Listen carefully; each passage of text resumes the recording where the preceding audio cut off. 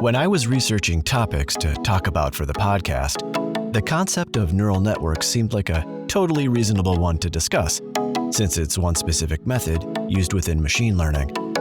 But then I started reading about it and thought to myself, nope, this is a terrible idea, Chris. You should not do this one because you'll just confuse people more than they were before, and then they will never listen to you again. And I got to admit, I make a pretty good argument.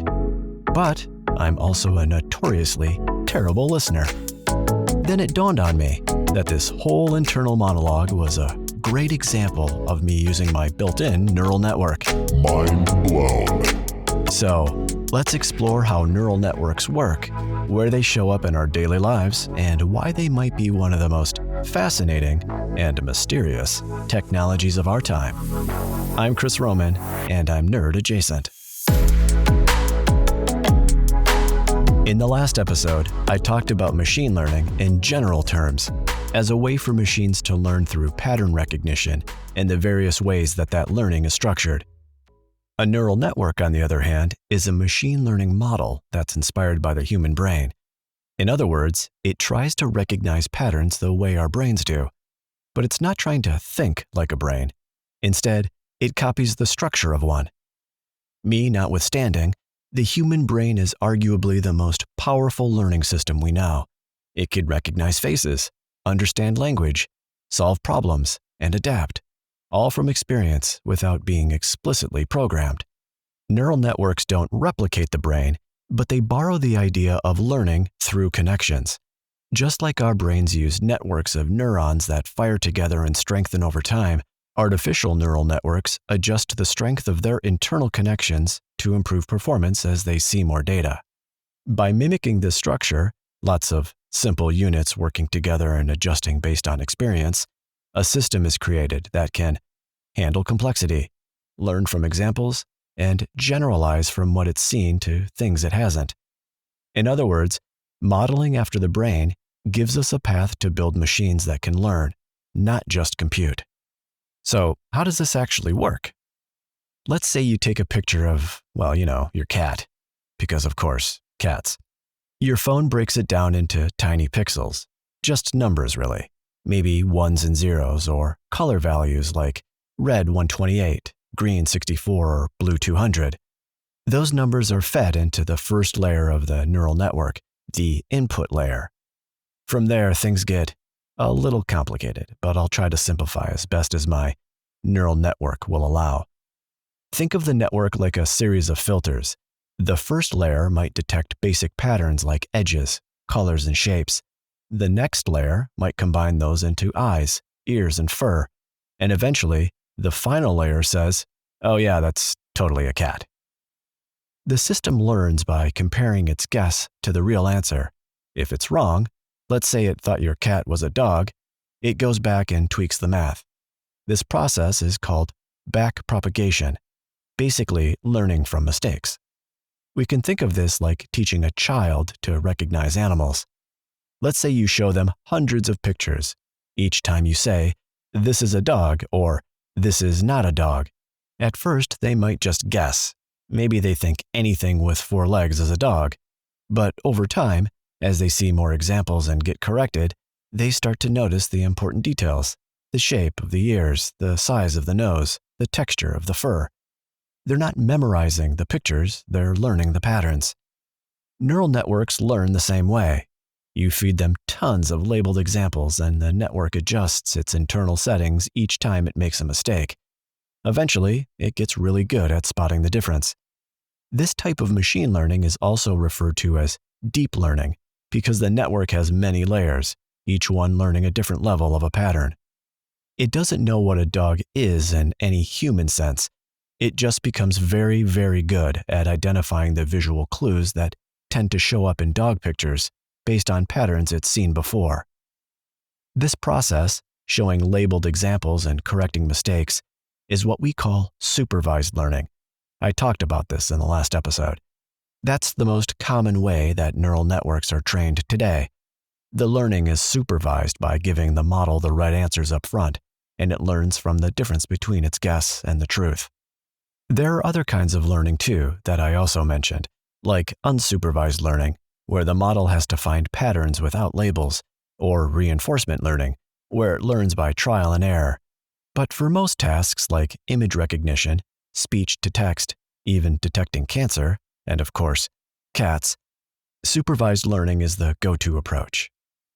So we're now at the part of the podcast where you might be asking yourself, great, who cares? How does this really affect my daily life? Well, here's an example that I think is pretty amazing. In 2017, a team of researchers at Stanford University used a special kind of neural network called a convolutional neural network to recognize melanoma. This type of neural network is really good at handling visual data, like photos, videos, or anything with pixels. They fed it nearly 130,000 images of skin conditions, everything from harmless moles to potentially fatal melanomas. No rules, no if-then statements, just thousands and thousands of labeled examples. Then came the real test. They asked the AI to analyze new images it had never seen before and pitted its answers against 21 board-certified dermatologists. The result? The AI matched the experts, diagnosis for diagnosis. In some cases, it even caught signs of cancers that the doctors missed. Oh man. This was a neural network doing what it does best, learning from data, finding patterns, and making decisions, all without ever being explicitly told what a melanoma is supposed to look like. An algorithm, trained not in a medical school, but on a mountain of images, was able to spot cancer on par with trained professionals, not because it understood what cancer is, but because it had seen enough examples to know what it usually looks like. That's the power of neural networks. They don't memorize, they generalize. And in this case, that power could literally save lives. So that's pretty cool. Better than taking my job, at least. Now, for all their power, neural networks come with some serious limitations, and one of the biggest is what's often called the black box problem. Here's what that means. When a neural network makes a decision, say, labeling a photo as a dog, or predicting someone's creditworthiness, we don't always know why it made that decision. Sure, we can trace the math, we can see which layers were activated, but we can't always interpret what that actually means in human terms. It's not like a checklist you can review. It has 4 legs, floppy ears, and a wagging tail. Must be a dog. Instead, the network's internal reasoning is buried in millions of tiny weights and calculations that don't easily translate into something we can read or explain. Again, this is referred to as deep learning. So even if the model gives the right answer, we can't always say why. And when it gives the wrong one, that gets even trickier. Here's why it matters. Imagine an AI system is used to screen job applications, or approve home loans, or flag suspicious behavior at an airport. If it rejects someone unfairly, or worse, systematically favors one group over another, how do we catch that? Who's responsible?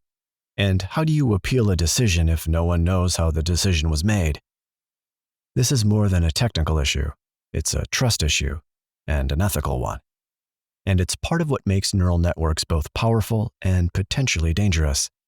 They can help detect cancer, sure, but they can also reinforce human bias, quietly and at scale, unless we're keeping an eye on it. This is why researchers are working on something called explainable AI, which are tools and techniques to help us peek inside the black box. Because it's not enough for a system to be smart, we need it to be understandable and trustworthy. Just like all machine learning models, neural networks don't dream or feel or understand the world the way we do. They sometimes get things wrong, can be biased in their decisions, and because they don't actually understand like a person does, they just find patterns. This is important to keep in mind so we don't totally freak out about AI taking over and turning us into batteries. Still, neural networks have opened the door to huge leaps in AI, and they're only getting more powerful. From recognizing your voice, and cats of course, to enabling self-driving cars, neural networks form the foundation of deep learning and make modern AI possible. If you enjoyed this episode, share it with a friend who's curious about technology or is having trouble sleeping. Leave a review wherever you listen to podcasts. And if you've got questions or show ideas, I'd love to hear them. Until next time, thanks for listening. I'm Chris Roman, and I'm nerd adjacent.